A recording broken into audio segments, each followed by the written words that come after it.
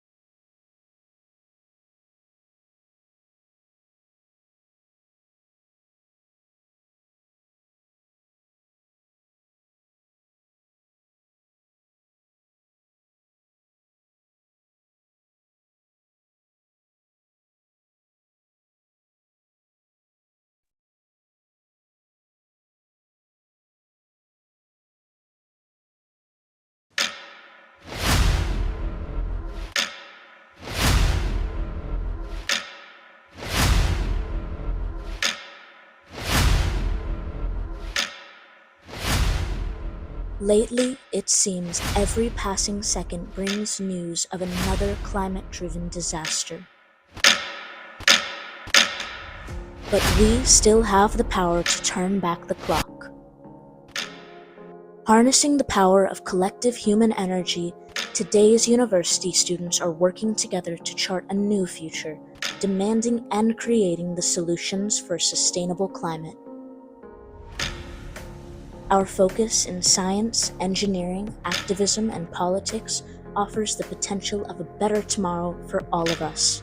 Tune in to Campus Climate Corps for news of what is and what is not happening at this year's UN Climate Conference.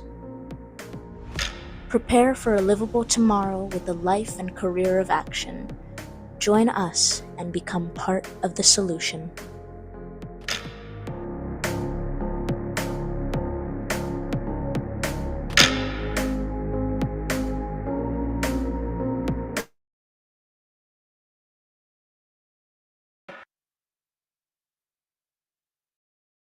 Ladies and gentlemen, I'd like to welcome you today to Campus Climate Corps Day 1.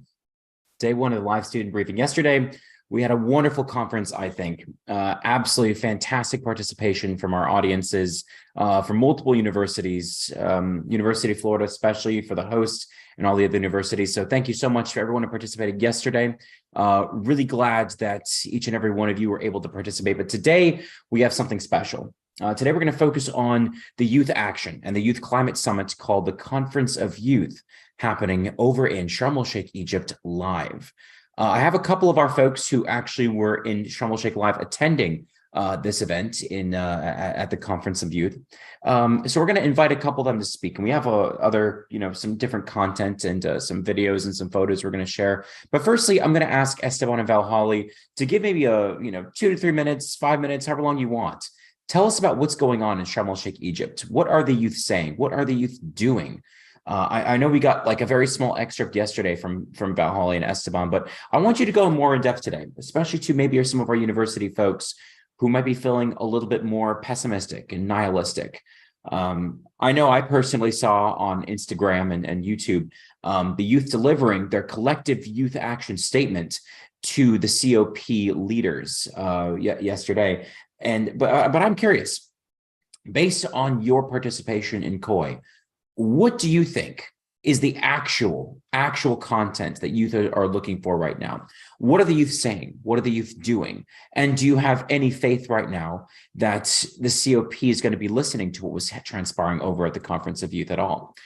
So maybe Valhalla, would you like to go first and give us, your best analysis here? What do you think? Like, give us an honest to God analysis. What did you think was going on at COI, and maybe some of your thoughts? Hello, can you hear me well? Oh, I can hear you perfectly fine. Welcome. Hi, welcome back, everybody. If you were here yesterday, So overall, I actually didn't get to attend COI for one of the days, sadly. But when I was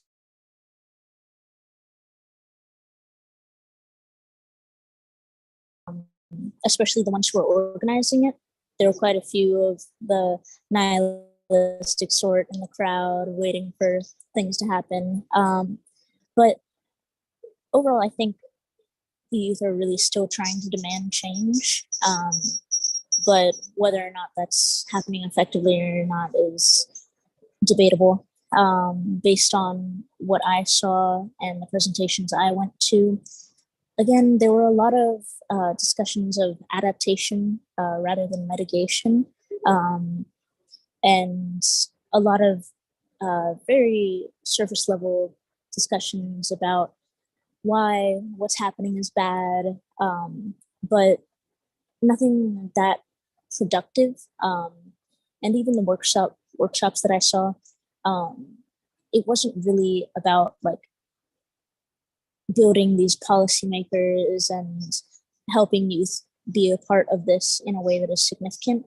It was just sort of using the place that we already have as a constituency at COP. So I hope there will be significant change, and I hope the organization in the coming years will be better. But again, nothing really to write home about. So let me ask, do you think that maybe the youth's statement or the youth, participation in the event, which you seem to be saying is hopeful, and they have some sort of, bright outreach on it, is that naivete in your opinion? Do you think that maybe the youth are looking at this from too hopeful of a standpoint? And maybe your honest thoughts, like, are we really thinking about this in too hopeful of a light? Or is this the correct approach? I don't think there's a correct approach I can say, but definitely, in my opinion, it does seem pretty naive. But I'm still not really sure if that's because I'm majorly pessimistic from being in this world for so long, or if from being in this world for so long, my pessimism is for a reason. But I would figure that these youth would have the same ideas that I do. So the hope that I see, it reminds me of being a younger activist at the small marches and thinking that like a protest of 100 or a few hundred people was going to enact some giant change or some revolution would start because of it. But yeah, the hope is always a little tiring in my mind. Fair enough. One question we have in the chat is do you feel that the suppression is evident in Egypt at this very moment? Is the atmosphere, can you tell from the atmosphere that maybe that there is a little bit of pressure, either from the Egyptian government, from COP, or from local security armed forces? What do you think? And then follow-up question to that one is, what are the youth in Egypt saying about all of this? I think the overall atmosphere in Egypt is kind of tense, honestly, especially with all of the security around. And if I'm being honest, the security is better than the conferences I've attended before, at least for COP itself.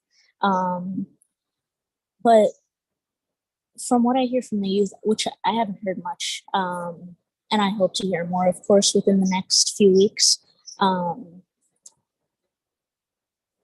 again, there's just that like spark that's still there. And I really hope there can be the change that people are wishing for. But I haven't seen it in past years, and I think it would be a bit much to say that it's all going to happen this year, especially with such a tense environment that we're in. But hopefully everything gets a little bit more professional and they're able to be productive and eye-opening conversations this year. Perfect. Okay, we're going to come back to you in just a few moments because I do have some follow-up questions about the actual, COI conference and how the Egyptian youth are participating. But Esteban, let's move into you real quick. Tell me a little bit yourself about maybe your thoughts and analysis. So especially maybe for, I don't know, somebody, give me like your own personal thoughts and feelings on how KOI is proceeding from maybe a more, from a graduate student perspective. You and I we've been at the University of Florida for a few years. We've seen climate marches in Gainesville. They're not the stuff of legends.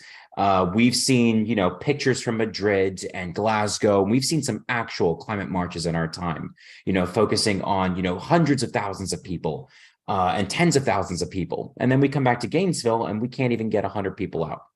But taking those comparisons to KOI in Egypt, what are your personal thoughts? In the actual focal point and center of where the UN Climate Conference is being held this year, do you feel that the youth in Egypt are actually taking to the streets right now? Do you feel that Sharm el-Sheikh is the center point of where youth action is happening right now? First and foremost, are you saying we're getting old? This is that. With each passing year, my back seems to be sending me a new message.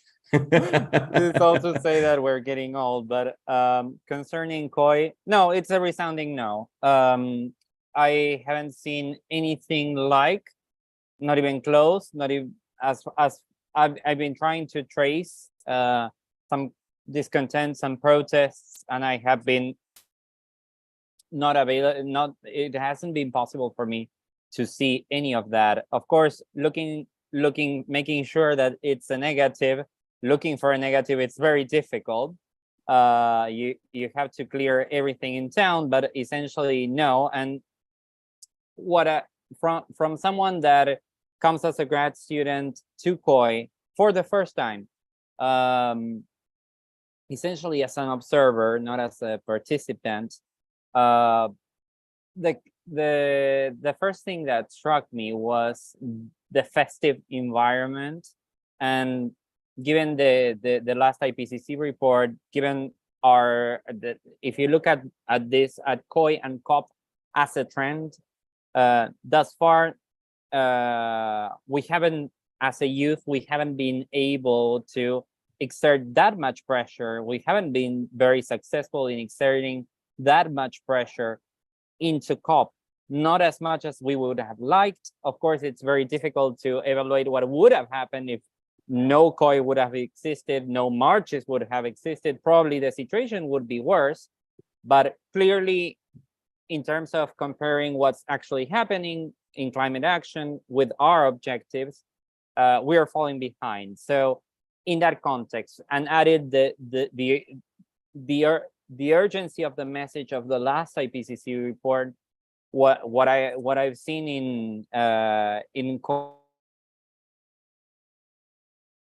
more sober environment, and at the same time, I would have expected a more not disruptive, but a more critic environment of what COP is doing, and I didn't see any of that. Not in the opening ceremonies, not that much in content within the several talks that were there, and that gave me a sense of urgency, in the sense that, yeah, KOI it wasn't doing what I would have expected them to do this year. At the same time, there was presence of the Egyptian government, and there was presence from the White House, which from the perspective of the people that come to COP, it was essentially a positive exchange, a too positive exchange.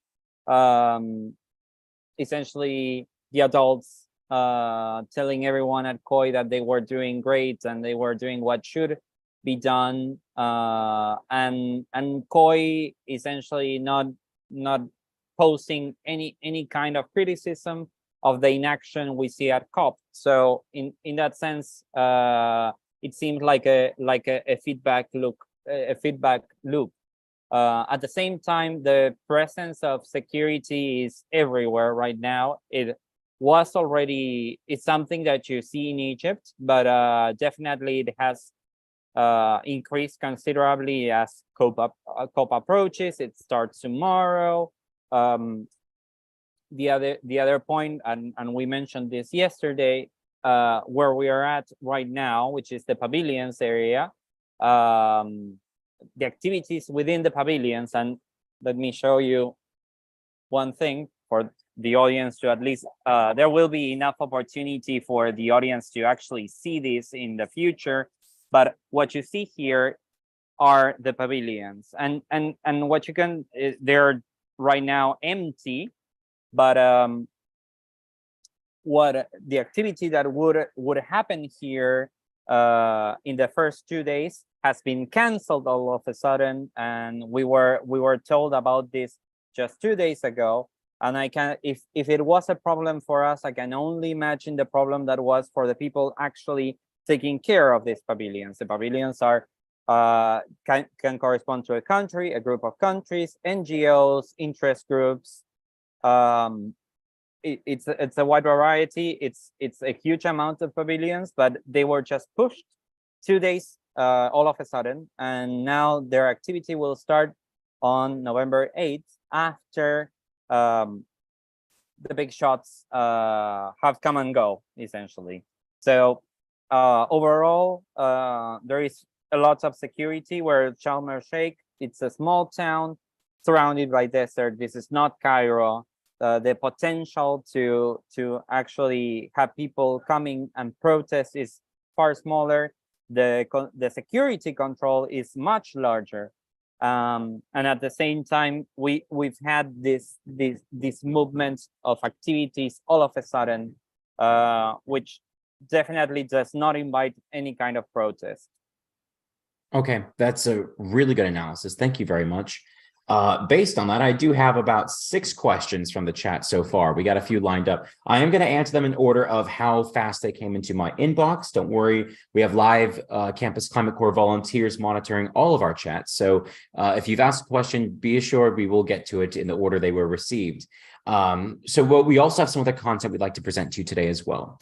But this is something for both of you, actually. The first question I got to me from Liza from the UCF campus. Liza, thank you so much for the question.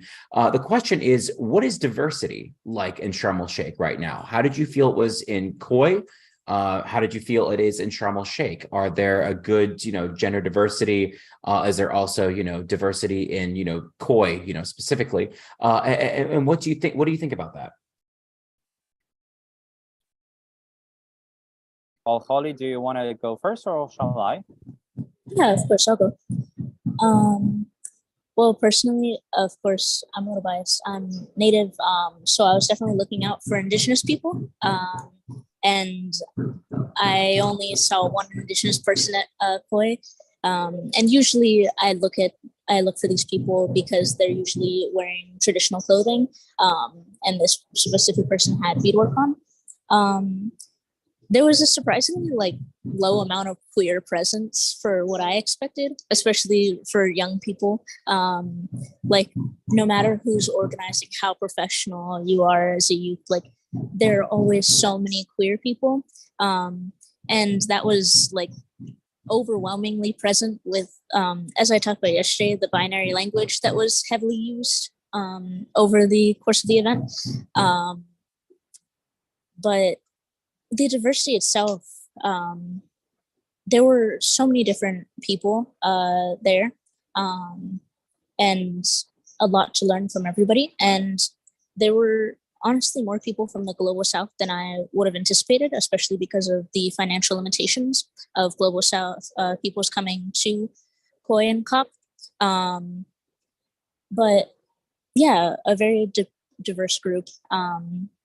And well, it wasn't entirely what I expected. At least it wasn't all white Americans flooding in to talk about American issues. There was actual discussion from all around the world. Wonderful. Esteban? Yes, I agree with Holly, especially in the point of queerness. What we've seen, and we see it through the Gender Day here, essentially the Gender Day is centered in women, but there is no mention whatsoever of queer activity, queer activists, right? Queer politicians. The same thing occurred at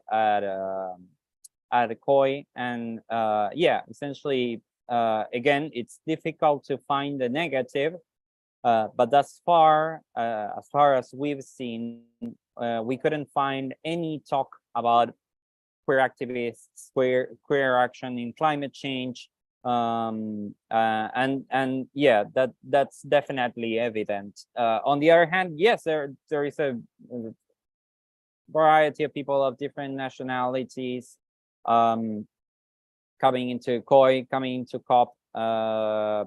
Definitely in that sense, yes. But overall, I agree with Bob Holly. Wonderful. Thank you so much for both our answering that question. Next, I'd like to introduce Michael Fidler. Michael is one of our members whom you heard yesterday. He's been a member of Campus Climate Corps and Intelligentsia for a number of years now, and is our professional photographer, among other things, because that's the reason why you saw some wonderful photos from yesterday and today as well. So Michael, thank you so much for joining us. We do have some photos I'm going to showcase in our PowerPoint presentation, but I'd rather have Michael be here to showcase them too. If you've ever tuned into any of our broadcasts in the past, especially from Glasgow, Madrid, even going as far back as Paris, Michael has been the one taking all of those very professional photographs, very professional shots, and is the reason why we have such great material to showcase. Michael, you're muted right now, by the way. Yeah. Can you hear me now? Yes, I can hear you fine. I apologize for the technical delay. I'm using Esteban computer. It's all in Spanish. So if I might say, it's all Spanish to me. So now I'll try to compartir pantalla. Hopefully that will be sharing the screen. And here it should, the images should show up. Are they showing up? Not yet. At least I don't have them yet on our screen. Well, I once again apologize. I will have Esteban to do the Spanish thing for me. We need him to allow us to you would need to allow us to share. Oh, okay, gotcha. So my Spanish is actually pretty good then. Yeah.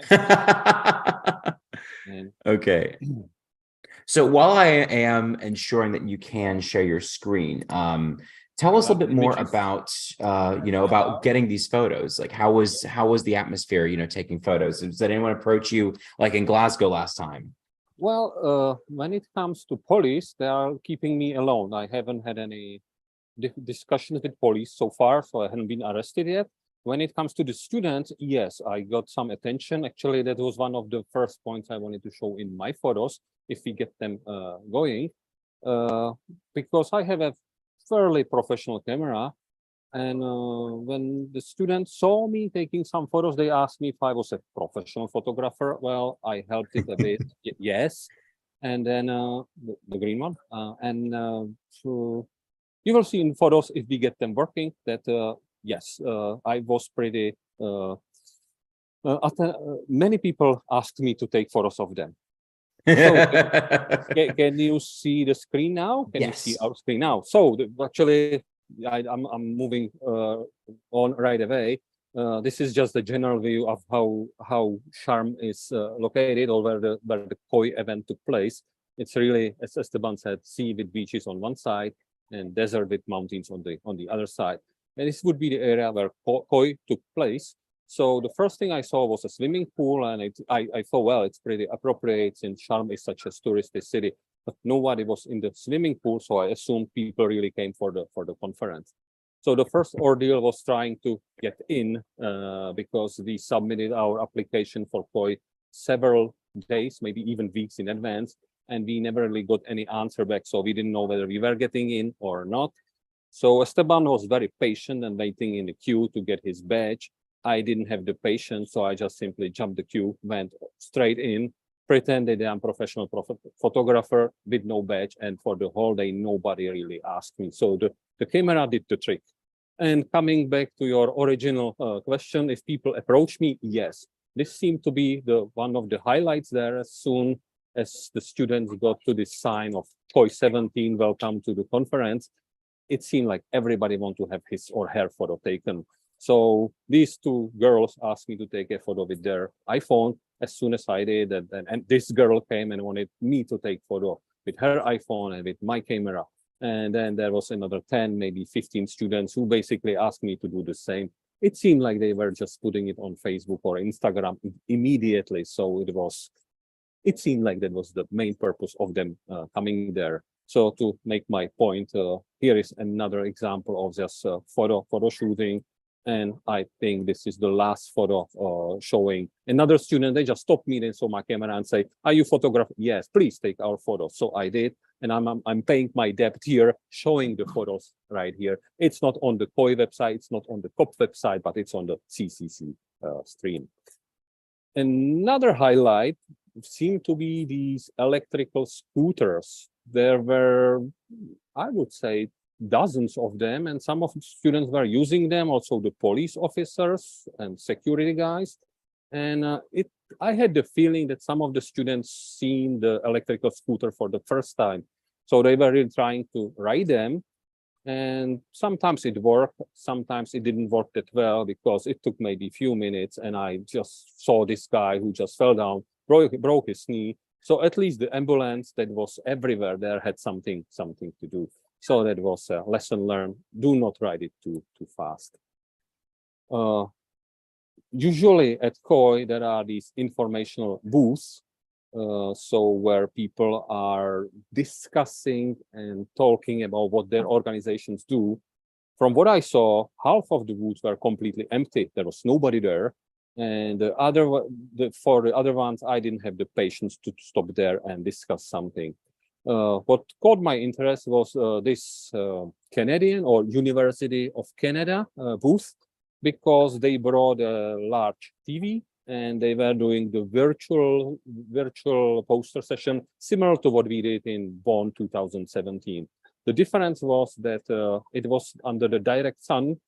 It was about 30 degrees, no shade, so you could hardly see anything on TV. So I felt kind of sorry for these students that they were standing there for the whole day in the heat and hardly anyone stopped there. So then I decided it's time to go to a session. So there were plenty of students trying to get into one of the rooms. So I just went into flow, had no idea what was the presentation about. So went in and waited what was going to happen. Then this girl in a red shirt showed up and introduced a lesson or a session or workshop, which should be about NDCs. The first question is, what do you know about NDCs? Let's vote. And you would expect that people just raise hands and say, yes, I know a lot or I know nothing. But to be really IT cool, people had to submit their vote on a cell phone. But hardly anyone had a signal there. So they decided to share the public Wi-Fi there. The password was horrible. So here is the girl announcing the password. And this photo I took 6 minutes later. I looked up in the timing. So this guy is still trying to answer the very first question after 6 minutes, not being able to get on the Wi-Fi. And he was lucky he got in. Also, the password was actually written on the TV, but the downside was that the room was about 30, maybe 35 meters long, so you could not see anything at all on the TV. So I spent there maybe 10 minutes, and after 10 minutes, we learned that some of the people know something about NDCs, some of the people know nothing about NDCs, so I thought I don't have patience for that and left the room again. So I went to the area, the workshops area, which Esteban recommended me. It was taken place in squash courts, and there were some of these workshops going on. So I picked court 4 and went in, not knowing what to expect. So here I'm just opening the doors and wondering what is going to happen there. Then I attended one of the workshops. Let me just hopefully remove this this away. Yeah, hopefully it's away now. So there's a workshop. I did not really pay attention that much because the acoustic was horrible. The courts were open, no roof, so you could hardly hear anything at all. So I was just guessing that the workshop was about peace and climate change, about the relationship between these two topics. What was kind of sad that some of the students really wanted to discuss, and the acoustic was just horrible. So this girl here on this image was saying something, but I just could not hear her at all. And I was, what, 6-7 meters away from her. So again, it seemed kind of like a wasted time. So I think what was probably the most useful part of all these workshops is when the workshops ended and people were standing in front of them and discussing in person what they experienced. Obviously, then the people from the next workshop, which took place in the squash field, came out and say, "Oh, please be quiet," or go and discuss it somewhere else. So I believe the most useful part for Esteban here or Vaholi was simply meeting some of the people and discussing the stuff there in person. Finally, moving to the main hall where COI took place, that would be the sport field. I would guess some maybe basketball field. This is the general arrangement of the room. So plenty of empty space, and then these nice tables, not really very comfortable to sit at because the people have to turn away all the time. So some of them were just on their phone doing their Instagram and stuff, and listening to these gentlemen who were doing their presentation. It was partly in person, it was partly virtual. So over the internet, and the connection wasn't really great. So some of the talks were cut off. So that was a bit disappointing as well. But here I took a shot of Esteban. He was paying a lot of attention all the time. So I hope he learned some stuff there. So to really wrap up, last photo, this is what I think was the most useful part of COI. Simply students meeting together and discussing stuff, but not really during the workshops, but mostly after the workshops and presentations. So to wrap up, final photo, it was organized. I wouldn't say it was organized well, and content-wise, it was kind of empty. So this is just the empty photo of the welcome to COI sign. And with saying that, I think that should be all from me. Wonderful. So turning it back to you. Thank you so much, Michael. Really appreciate your insight there. A couple of questions about COI, though, is what language was COI COI discussed in? Valhalla, do you want to answer? A couple questions. Firstly, was it in English, French, and if it was in Arabic, did they have some sort of translation signs there for the language barrier? Yeah, that was definitely something that was weird for me to see. It was basically entirely in English, except for, I believe, one speaker in the opening statements who spoke no English and had a translator that couldn't project. So I'm sure if you could understand it in his language, you were good. But I think Esteban and I really struggled to hear what the translator was saying. And along with that, there were no subtitles anywhere. There were no sign language interpreters. It was basically entirely in English, which seemed a little ridiculous, but I guess it worked for most, hopefully. Fantastic. At least I'm glad that it was at least understandable to look, between the fact that it was in English, and it doesn't seem like too many people then had issues with the language barriers there. Okay, any other thoughts regarding COI? I know Michael talked a little bit about, seemed a little bit of disorganization there, especially with regard to the Wi-Fi and other problems that seem to pop up there. But any other thoughts on COI from either of you? And then we have an interview that we'll go to, and then some final questions, and then we'll wrap up today. Yes, essentially we had sessions canceled all of a sudden, and the problem is that sparked an issue at the same time. Concurrently with cancellations, we had changes in rooms, and that was not reflected in the agenda. So that sparked a series of issues with everyone's day. You had people entering one room and the talk would start, but it happened that it wasn't what they were expecting, because it wasn't what was programmed. That was something to consider. The other issue that Holly mentioned it yesterday, the acoustics of the main stadium were pretty bad.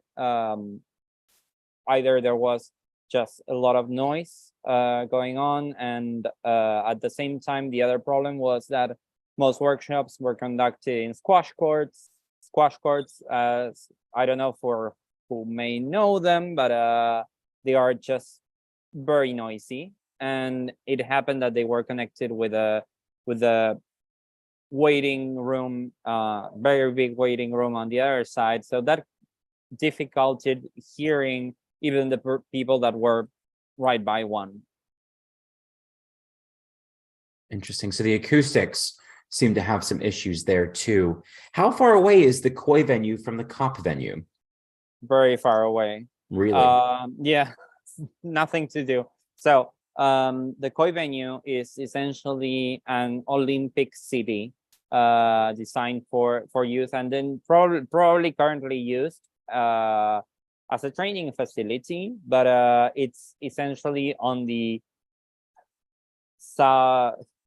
it's on the northwest edge of on the southwest edge of town, I would say. Actually, yeah, more to the northwest edge of town, and COP actually, it's various kilometers away, more than 10 kilometers away, on the other side of the town, which is yeah, essentially the eastern side, east of town, directly east. So yes, again, they are just very different spaces. Security has ramped up here. It's a very different atmosphere from the one that you experience at KOI. Absolutely, absolutely. Valhalla, you have some thoughts? Yeah, just to reiterate the acoustics, like there were quite a few presentations that I went to where I was maybe just a few feet from the speaker, and I was maybe making out half of what they said. And like what Michael was saying about how the most important part of this, or beneficial part, was when people talk to each other after. That was painfully apparent, especially when there were panel discussions that were seemingly very interesting, and I think could have led to a very big conversation. And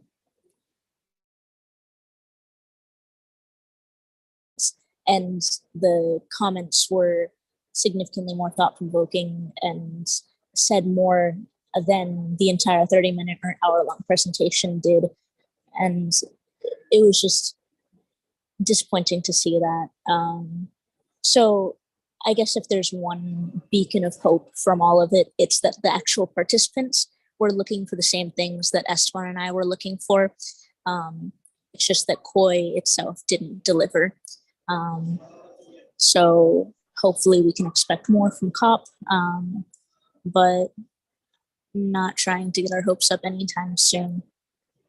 And it was just as Michael said, most of the most interesting things happened essentially when just attendees mixed up after any workshop, right? It wasn't that much workshops or talks. Of course, we have a series of talks that were interesting, and then we just interviewed the people involved. But the highlight was essentially the conversations that happened outside of the talks. Absolutely. That's really good to know, actually. From my personal experience, it always was that the most interesting things that come out of some of these conferences are simply the people that you meet afterwards, not the presentations themselves, but the people that you meet at these conferences can really be inspiring, can really, share some of the connections that you yourself, think you're a part of, and so on. Anyway, Esteban, before I play this interview with Doreen, you want to give some explanation, some background about who Doreen is? Why did you get an interview with her? Maybe any kind of background you can provide at all on Doreen. Actually, this is one of those cases. It's not that Doreen had a talk.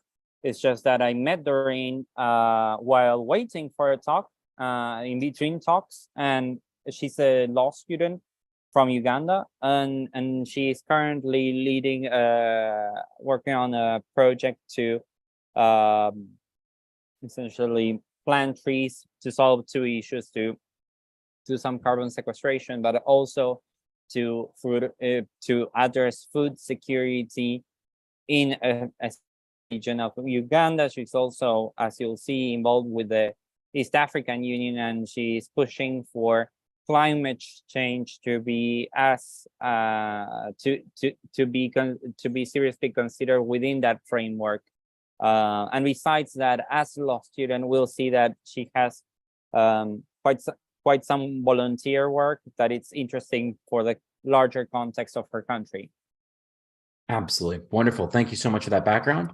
For those of you watching, you should now be seeing my PowerPoint presentation screen. We're going to play this interview that CCC volunteer Esteban got with Doreen. So thank you everyone for watching. We're going to go ahead and play this. We are here today with Doreen Naiga, a law student at Uganda Christian University. Hi Doreen, thanks for coming. Thank you so much for hosting me. It's a pleasure to be here. So you have told us you're a climate activist, and we wanted to know what your main project is in Uganda. My main project is Omuti Initiative. Omuti is a Luganda word which means a tree. Omuti. So we wanted to come up with a name that's able to integrate everyone in society. Omuti Initiative is known for profit organization, which is in partnership with the National Forestry Authority, Uganda Teachers Association, and various stakeholders. Our mission is to have a green environment in all secondary, tertiary, and primary schools in Uganda, Africa, and the entire continent by 2030. Under the Omuti Initiative, our vision is to have 1 million export high quality fruit trees planted in all secondary schools in Uganda. Uganda is going to be our first phase, but we are looking into moving to Africa and then to the global community. Why we started the Omuti Initiative is we realized there is a leadership gap in community where young people have to take up leadership positions to be able to advocate for societal causes. Under the Omuti Initiative, we are focusing on schools because we do realize the potential young children have in bringing societal issues, and this is the time we have to groom them up into the climate spaces. Under the Omuti Initiative, we are looking at planting over 35 fruit trees in secondary, tertiary, and secondary schools in Africa, in Uganda, and then across the world. And in this, we are looking at a produce of over 5,000 trees, fruits every season. And in this, we shall be advocating for a healthy, nutritious, and a greener environment in society. We are currently in the phase of fundraising, and we are calling on to different partners to come and join us as we in the realization of the world we want, because the future of the children in across the world is now, it's not tomorrow. This is the time for us to take action to ensure there is a change in the climate across the world. Indeed it is. And at a larger scale, you have been involved with the East Africa community integration process, and you're trying to advocate for climate change policies within that framework, right? Yes, I haven't been a stakeholder in the integration process. Yes, I am a stakeholder in the integration process because I'm a youth. And under the we have the East Africa community already on. However, we haven't established the East Africa community youth wing. So as youth in Uganda, we have and across East Africa, we have decided to form an East Africa Youth Lane. And under this, I am championing climate action under the lane. My reason could be why am I advocating for climate change under this. During the integration process, we are going to see borders in East Africa being removed, and this is going to enhance agriculture, which is the backbone of society. So what question arises for we, the young people, in regards to climate change? In agriculture, this is a time when industrialization is going to go at its peak. Minerals are going to be discovered and so much economical growth. However, what questions do we have for the trees, for the climate, and for the future? Under this, with the integration process, and also under the youth, we ourselves, it is time for us to acknowledge that this is a big population, borders being removed. We know what next for the trees, because if borders going to be removed, means trade is going to be eased, and that means trees are going to be cut down or ferried to another country. And this is a time for us to identify ourselves in these spaces. And I do believe under the East Africa Community Youth League, we shall be able to make a difference, not only for ourselves, but also making decisions our future selves will be proud of. Brilliant. And as if this wasn't enough, you're also a law student, and you're active as well in advocating for plea bargaining, right? Yes, please. Can you tell us a little? Can you tell us a little bit about that? Okay. Under my law school, it's the most interesting part. I love the engagement, community engagement, and the plea bargaining apart from the activism. So we have an elective called clinical legal education, and in this, one of our topics is plea bargaining, where we first learn about it in class, and then we go in the field, go to prisons. In February, I went to Mbarara main prison, which is one of the biggest central prisons in Western Uganda, where we spent a week with the judiciary of Uganda, students from Pepperdine University, and other stakeholders. And in this, we were able to reach out to over 1,000 inmates who have been on remand, some for 7 years, some for a few months, according to the degree of their crime. And under plea bargaining, we go and provide free services for them to be represented. And it's the best platform for us to understand that there is more to life. There is more of a difference we can make as law students. I've been part in various plea bargaining sessions, representing clients who have been on remand, ensuring there is justice, because I do believe not everyone who is in actually committed a crime, or maybe some of them do not have access to justice. They cannot afford a lawyer. But in our ambition to find a purpose in life, I do believe we can make a difference. And one of the difference we can make as lawyers, providing access to justice for those who are vulnerable or who cannot access, who cannot afford it. Doreen Naiga, thank you so much for coming. We continue with the coverage of COI 17 from Sharm el Sheikh. Well, Esteban, I'd say that was a fantastic interview. Really well done. Do you have any thoughts post-interview? I noticed there was a couple of topics that were brought up, but I'd like to hear from your own words. Is there anything that you would have liked to ask her? She seems like she's very involved in many of the region's challenges, especially around climate. What are your thoughts now post-interview on that discussion? Thank you. And again, this is essentially the richness of COI. Perhaps one would desire that the talks were provided this kind of content, but again, you'll find it in the people you meet, and again, by doing so, you get imbued into the problems that other countries are facing, especially in the global south. It's very interesting that she's looking at an integration process and the environmental problems that can derive from an integration process at the same time that she's suggesting solutions, trying to get ahead. Not to limit the integration process in East Africa, but to make it better. And that's not every day you can see essentially an integration process happening before your eyes. So that was one of the most interesting highlights. The other highlight has to do with what Campus Climate Corps essentially looks to transmit. You can be in any profession, you can be in any field. This is a law student, and yet she is involved with climate activism, not from one side of things, but from two. From her initiative to plant trees and to do so in primary and secondary schools at the same time that she's involved with the East African Union. And again, these kind of activities probably require some degree of knowledge on different fields, and that's something you can do while you're at school. That's something you can while you're at school you can and also beyond, you can target your career towards climate change. It's interdisciplinary.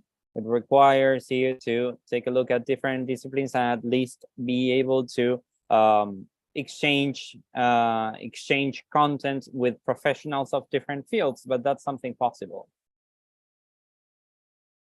Fantastic. Okay. I do have a couple more questions and we'll move on to final thoughts and conclusions. First question is, does Russia have, or do you feel Russia has any kind of play right now in Egypt? Do they have any presence so far? Have you seen many Russians there, especially given how Egypt's reliance on Russians to help build their energy facilities? Is there anything that you can speak to on that front?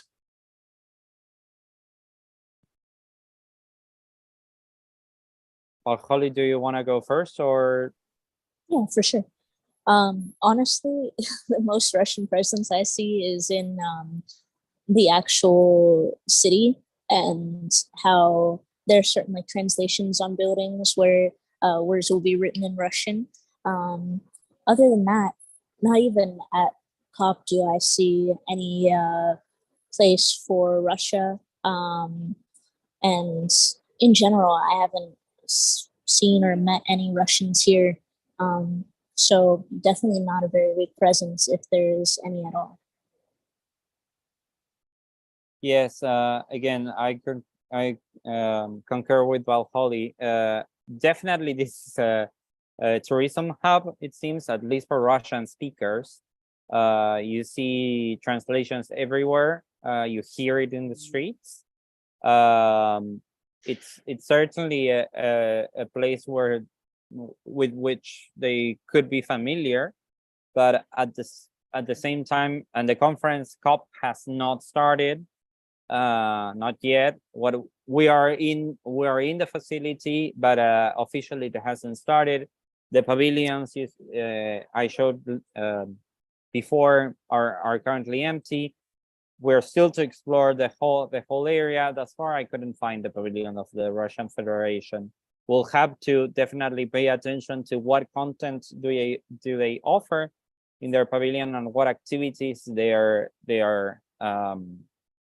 diplomats are up to these days. And as far as we can access that, especially it would be interesting to see how the dynamics that are relatively tense, and we've seen that in the UN at large, concerning the conflict in Ukraine, Russia's invasion of Ukraine, and the response from other countries. We'll have to see how that plays in the context of COP. Could be that definitely the subject is overlooked. Could be that the same tensions happen to be exacerbated in this context, or it could be that given that the subject is just different, that both sides use it as a means to lower down the tension and perhaps come to some kind of agreement, at least in this field. Certainly, probably for Russia, the most convenient situation would be just to just for the conflict not to surface in the context of COP27, but we actually don't know what will happen. Absolutely. A couple of our viewers don't have questions, but they have requests. Danielle from the University of Florida and let's see, Kyle from the University of Florida both have this question. Can you investigate what the youth currently feel about the oppression, if there is any at all, of the Egyptian government on youth or on protests right now? So any kind of coverage on what are other people feeling, any kind of interviews or questions or delegates, anything at all you can get on what is the current position or thoughts or feelings of anybody in Egypt right now, especially those who are, in higher positions or whatnot. Can you get kind of information like that and respond, over the next few days? Tell, folks in the University of Florida and, around the other university students around the state, what's going on over there with regard to youth, with regard to protests, and with regard to your own personal thoughts on safety. Okay. That would be very interesting. And thus far, all the Egyptians I talked to come from a background that is rather official. They are close to their own universities, or also they may have affiliation with the Ministry of Youth and Sports. I'll try my best. It's also very possible that that's the information comes through, but it will have to be perhaps off the record, and essentially me telling you what they told me, but most likely it could be that they won't want to go on an interview in this context. But absolutely, definitely very interesting, and I'll be looking into that for sure. Absolutely. Well, thank you so much, Esteban and Valhali. Really appreciate you both tuning in today to the Campus Climate Corps live stream. We will be having them back tomorrow for day 2 of Campus Climate Corps' daily briefing. And for all of you students watching today, be sure also to join us tomorrow, because we're going to be here to answer your questions, your thoughts and concerns. And make sure that you bring those questions to us mid-session, after the session, the middle of the session. We don't care. That's our job, and that's what we're here to do. So everybody, we'll catch you tomorrow on the next one. See ya.